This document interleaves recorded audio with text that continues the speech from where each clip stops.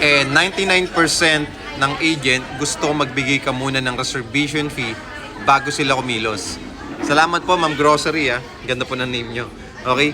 So, case to case basis po, no? Especially kapag hindi tayo knowledgeable sa pagkuha ng property.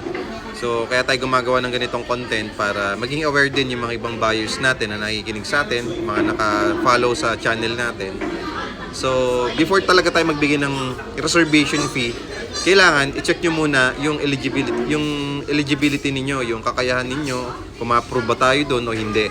So, mas maganda kasi i-double check muna natin yon. So, that's why ako, as a seller, okay, pre-evaluation muna si client. So, kapag nagpasa ka ng requirements sa akin, okay, requirements muna bago reservation fee.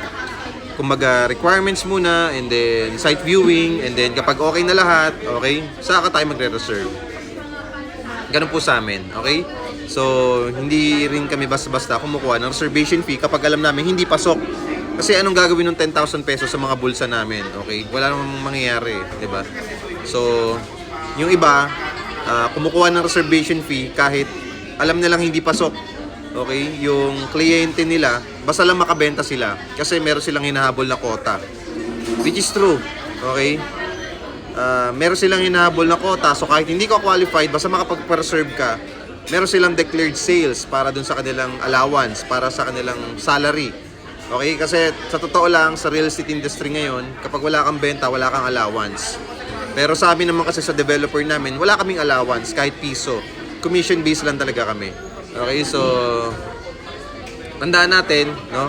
Kahit sa mga may allowance na agents, kailangan i-pre-assessment natin, i-pre-qualify natin mabuti yung client bago natin bentahan or kunan ng reservation fee.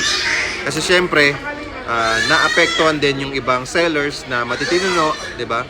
At kawawa din si buyer, especially kung OFW, locally employed, mga business owner, pinaghirapan din nila yung pera na yun. Okay? So salamat po, Ma'am Grocery, sa inyong comment. At baka interested din po kay Mama sa 10,000 cash out only promo natin sa Ortigas Extension Pasig, 2-bedroom condo unit yun. So follow me and message me.